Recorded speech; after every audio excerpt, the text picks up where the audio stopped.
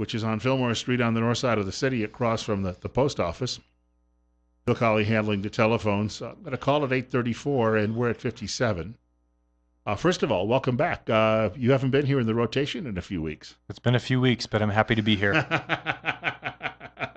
We wanted to talk today a little bit about benefits of physical activity. You know, I was out at the fair helping out with some setup of a booth last weekend, and I was amazed as I'm driving home. And I don't spend a lot of time putting up metal poles and doing that type of stuff, but driving home, even from the fairgrounds, a 10-minute drive maybe.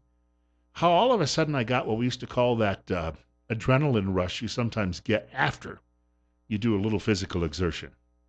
Yeah, it's amazing. Once you exert yourself and you're releasing good positive endorphins from the brain, you feel different. You feel happier. There's a lot of people that they look at exercise and they think, this is going to make me tired. I don't have enough energy to do this. I just don't feel like I can do physical activity. It'll make you tired on the right end of the day, if we look at it that way. Which is a good thing in most cases. We talk a lot about, the benefits during the day and at the end of the day, meaning, during the day you usually feel more awake, more alert, feel happier, more focused, more motivated with regular physical activity. And at the end of the day, the benefit is you usually sleep better. Now, Dr. Tripp does his exercise in the morning before he goes to the office. Is there a better time of day, morning, evening, or does it matter? Just depends on the person. Depending on what your work schedule is, some people they can't exercise early on in the day. I did drag Dr. Tripp out of bed yesterday at 5:30 in the morning to take him to the gym, and halfway through it he said, "I'm glad I'm here," and he felt great, and both feeling a little bit sore today. I think I haven't talked to him yet, but I'm feeling sore. But it's a good thing. It's a good feeling. That what you did was it taxed your body physically, and tomorrow I'll feel better when I'm at the gym. Now, here's another thing. A couple of weeks ago, I'll give you another example about a little exercise over the weekend. I don't know how I did it. It feels like I had hyperextended my right elbow. And it was, I could still move it. It just was a little bit what you'd call sore. And then I felt it getting slowly better over a couple of weeks. So I probably bumped it on something and bruised it. But while I was doing this exercise, this lifting out at the fairgrounds and got that done, I noticed since then the elbow felt even better. That activity of just moving it around and lifting things up and down seems to have done wonders for it as well. At least making it. By the time I got it this morning, I thought, it's gone. Yeah, and that brings up, I think, a really interesting point that we're seeing a lot, kind of a shift in the mentality as far as injury goes. As historically it was, if you're injured, you rest, you take a break. But we're seeing now that people who get back to movement and physical activity quickly after an injury, depending on what the injury is, but in most cases, being more physically active helps to rehabilitate that injury a lot better. I think back about 15 years ago, Donovan McNabb broke a fibula. I think it was his right side because it was about the same time I broke my left, so I was familiar with the story. What the team did is they put a specialized boot on his leg to immobilize the bone, obviously, but he was able to walk on a treadmill in water, so there wasn't a lot of heavy impact, but that movement kept him going. And as soon as that cast came off, he didn't have to wait a few weeks to get back into the lineup because he didn't have any muscle atrophy. He was good to go. And that shows how that movement, even with a broken bone, allowed him to stay in tip-top shape. Exactly. Yeah, and that's a great point too. I've seen a lot of orthopedists recently on fractures that historically would have been casted, put into splints and positions where there's a little bit of mobility of the muscles that surround the bone that's fractured. And that's exactly right. Rather than seeing much muscle atrophy after a 4-week or 6-week cast, people are they're getting the splints off, and there's no or very little muscle atrophy that happened during the healing process. And so they're going to rehabilitate quicker, get back to whatever they were doing prior to the injury quicker. So it's actually really amazing to see how sometimes we do more than we should. We intervene more than we should. And we're finding that in a lot of cases, The body is just so amazing at healing itself, and the more we put something in an unnatural position for a long period of time, it doesn't heal right. I was going to say my brother had that issue. He broke an elbow while he was wrestling, and by the time it came out of the cast, he always walked around with a slight bow in his arm after that. He never could quite straighten it out. But that was 40 years ago, and we know so much more now than we did then. Yeah, and even in the last, I think, 10 years, we've seen a lot of changes as far as what we're doing for major injuries. Seen a lot of patients that I thought they're destined for surgery, and they don't have a surgery, and then within 6 weeks they're back to normal and with little to no dysfunction. We've got more coming up with Jeremy Daly. He's a physician assistant from Tripp Family Medicine here in Twin Falls. Bill Colley as well on Magic Valley this morning. Better health with Tripp Family Medicine. Remember, life's too short not to feel good. Jeremy Daly in studio with us. He's a physician assistant at Tripp Family Medicine here in Twin Falls. We do this every Wednesday morning between 8:30 and 9 o'clock on News Radio 1310 KLIX and newsradio1310.com. Bill Colley with you handling the telephones. If you've got a question or comment for Jeremy, it's 208-736-0300. We were talking some medical issues in the break, so um, we do it every time he comes by. Usually it involves a pigskin. But before we move along, we should tell people how they can get in touch with Tripp Family Medicine because it is a continually growing practice, and a lot of people, we also know this is a growing community. They're coming here. A lot of them are thinking, I need a new doctor. Where do I go? Yeah, so location-wise, we're in front of the post office on Fillmore. Fillmore, for those who are, new to town. If you know where Costco is, then you can figure out where Fillmore is. So it runs right next to Costco and is an intersecting street with Pole Line. But get a hold of us at 933-4400. We're really good at getting you in fairly quickly. We do our best to get our patients in the same day or next day for injuries, illness, things like that. And we love taking care of people. We like our patients. We like the community. So we're just happy to be here taking care of people. My last radio station, I hosted a program with a chiropractor. Well, it was interesting. He was on one side of the building, and his sister, who was the MD, ran the other side of the building. So basically, they would refer you back and forth. That was a pretty good business model. But he used to tell me on air. He said his simple advice is to most people: just move. He said, especially even as you get older, just keep moving because he said you're going to find that little bit of movement is going to give you that flexibility. If you've lacked it, just that little bit of movement on an increasing basis, you'll be amazed at the difference it'll make in a matter of a couple of months. No, that's exactly right. You look at people who are dealing with chronic pain, and the first response to that pain is to not move, right? Because the more they do it, the more they feel like it's going to hurt. But it's actually found that people who work the muscles that support whatever, let's say a joint is hurting or the low back is hurting, if you focus on the muscles that support that particular joint or the low back or the neck or wherever the pain may be, a lot of times you'll see that pain improves. The muscles that support that joint, when they're weakened and they're not able to support the joint as well, pain worsens. So it's kind of this snowball effect. The worse you feel, the less you want to move, and the less you move, the worse you feel, and it's tough to get out of. And we end up sending a lot of people like this to physical therapy so that they can learn those exercises and movements, stretches that are going to allow those joints to be supported well enough to reduce pain. Here's a question you probably get from people all the time. I don't have time to necessarily go to the gym, or I don't want to pay for the gym membership. But what if they go out and just, maybe walk around the block every night after they get home from work? Will that help? Certainly that's better than no physical activity. If you look at the recommendations for physical activity for adults, it's going to be at least 150 minutes of moderate to vigorous physical activity a week, or 75 minutes of very vigorous physical activity a week. So, I mean, it takes some effort, and that may be, spread out over 3, 4, 5 days. I mean, not everyone can spend a great amount of time exercising daily, but the truth is, we tend to find plenty of time to spend on our smartphones, or plenty of time to spend on relaxation at the end of the day. And it's a matter of kind of prioritizing the things that are the most important, and exercise falls in line with one of the most important things for our health. I see a couple. They walk in my neighborhood. I see them generally the same time every day.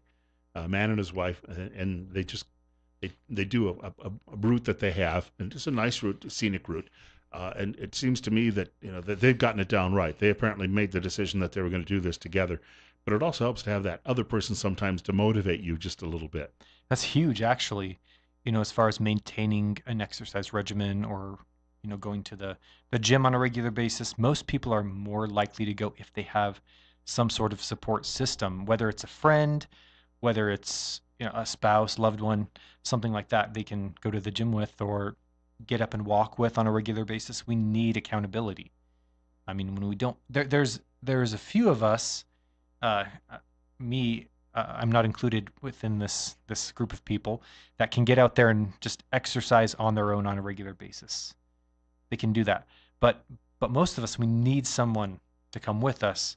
So recruit someone to come with you. You need a gym buddy or a walking friend, whatever the activity is. Get someone to come with you because you're going to be more likely to do it. You need accountability to someone besides yourself in most cases. Got about a little over 11 minutes or 10 minutes to go. You also wanted to reference, and I wanted to point out to Jeremy Daly joining us in the studio from Tripp Family Medicine, physician assistant. You're listening, of course, to News Radio 1310, KLIX, and newsradio1310.com. Bill Colley handling the phones if you've got a comment or question for Jeremy, 208-736-0300. You wanted to reference some diabetic issues today, too, but part of this might be involved with just exercise as well. There's often a causal relationship between these issues. Yeah, for sure. And really what I wanted to reference was insulin resistance. So diabetes can be part of the issue. So insulin resistance is a broader spectrum as far as the amount of diseases and problems it can cause. Type 2 diabetes is huge, right? So if you have insulin resistance, you can eventually develop type 2 diabetes. So really what it is your cells, in order for them to accept the simplest form of sugar called glucose, they need insulin. Insulin is a hormone made in the pancreas, and what happens is when you consume carbohydrate, so that means things like breads and pastas and potatoes and rice and sweets and sodas and things like that that have sugar in them in some form, they're broken down by the body. The glucose is kind of the last uh, breakdown molecule that is used for energy in the body, and then when it gets into the bloodstream, your your body releases insulin from that pancreas. The more sugar you eat on a regular basis, the more insulin you will send out. Now, it's kind of like that solicitor that won't go away, right? So the more they knock, the less you want to answer the door, right? The same thing happens with our cells and insulin. So the more insulin there is, the less likely the cell is to receive that insulin hormone, and that means blood sugars over time tend to go up. Now, long before we see glucose go up, we see this insulin resistance start to happen, and kind of the symptoms of insulin resistance are going to be development of obesity. Insulin is a strong fat storage hormone. So if insulin is high, we are typically looking at things like obesity. We're looking at things like low testosterone in men or PCOS in women. It's polycystic ovarian syndrome. Insulin resistance is at the root of that problem. And we see things like change in cognitive function. There's some studies that correlate insulin resistance with the development of Alzheimer's disease. So it's pretty incredible. And we look at what changes insulin resistance in humans. Part of it is the diet. That's not what we're focusing on today necessarily, but the more sugars you eat, and the American diet is just it's all about carbohydrate. If we look at the foods we eat, if we look at the nutrition facts on the back of the packages of the foods we eat, they're going to be high in carbohydrates. I guarantee that most foods are, especially if they're coming from the center aisles of the grocery store. They're coming from the kind of outside aisles, you may not see as much of the carbohydrate. But individuals who exercise more often, that spend more time exerting themselves, and I talk to a lot of people who say, well, I'm active at work, right? And that's important. It's important to be active at work. But what we need is outside of work like I said, about 150 minutes of moderate to vigorous physical activity, whether it's walking, riding a bike, swimming, running, a sport, racquetball, tennis, something like that. That's going to get your heart rate up. Really, to get to uh, a good level of exercise, you have to get to about 80% of your max heart rate, meaning uh, it varies in individuals based on age. Kind of a quick way to calculate your max heart rate is 220 minus your age. So the older we get, the lower our max heart rate is. But they're about 80% of your max heart rate. We're going to see maximal benefits as far as exercise goes, and that's going to require moderate to vigorous physical activity. So is walking bad? No, walking is great, but it's probably not going to be vigorous unless the rate at which you walk is putting you in that position. I remember a friend telling me this way back in the 1970s. We were in high school and we'd run in the off season so we'd be ready for football and he'd come wake me up in the morning and summertime when you're a kid you don't want to get up early, but luckily I had someone to help me out and we'd run together. But he used to tell me, he said it's important to swing your arms when you're walking or running. And I don't know where he'd gotten that, but he said that that activity too was important. I guess that just comes down to making sure your joints are moving. Sure. And, if you look at good biomechanics of running, you need the arm swing. It's an important part of the counterbalance with movement. Um, and, the more we move, even if it's stretching, there are calories that are burned while we stretch. And so, stretching is a way that we can work on being more physically active. And there, stretching on a regular basis helps to relieve a lot of tension in joints and help you feel like you have better range of motion, all of which contribute to better physical activity and exercise, things like that. Um, but ultimately, if we're not getting about 150 minutes a week of moderate to vigorous physical activity, we're deficient. There's a bell curve, and a lot of studies that have been done as far as it's a reverse bell curve actually. Um, you think of an upside down bell in this case, and those who are at the least physically active have the highest rate of mortality. We would probably all guess that. If you don't move, you're gonna die sooner, just the way it is. The people that are the most uh, physically active, so like really high endurance athletes, actually the rate isn't as high as those who are inactive, but we do see a slight increase for mortality rates in those who do a lot of endurance type, so major endurance events. So they have higher chance for heart arrhythmias and basically changes in the heart tissue that makes it weaker. Those who are kind of in that moderate to vigorous physical activity range, so not doing excessive amounts of exercise, and yes, you can exercise too much. I am saying that. But about 150 minutes to 300 minutes a week is a great range to stay within. If you can stay somewhere within that range on a regular basis, you're going to be in that demographic who is not going to die as soon. That's not even an hour a day, right? Oh, no, not even an hour. For children, the recommendation is an hour a day. For adults, I mean, you think about that 300 minutes a week. I mean, you're really not looking at, uh, I mean, that is, almost an hour a day physical activity. But 150 minutes a week, I mean, you're looking at 2.5 hours spread over the entire week. I mean, that's not much time. Most of us can spare 150 minutes a week to get out and be active. And and it's not that you have to do something that you don't like. I tell people this all the time. I'm not going to give you a physical activity program because it may not be what you like.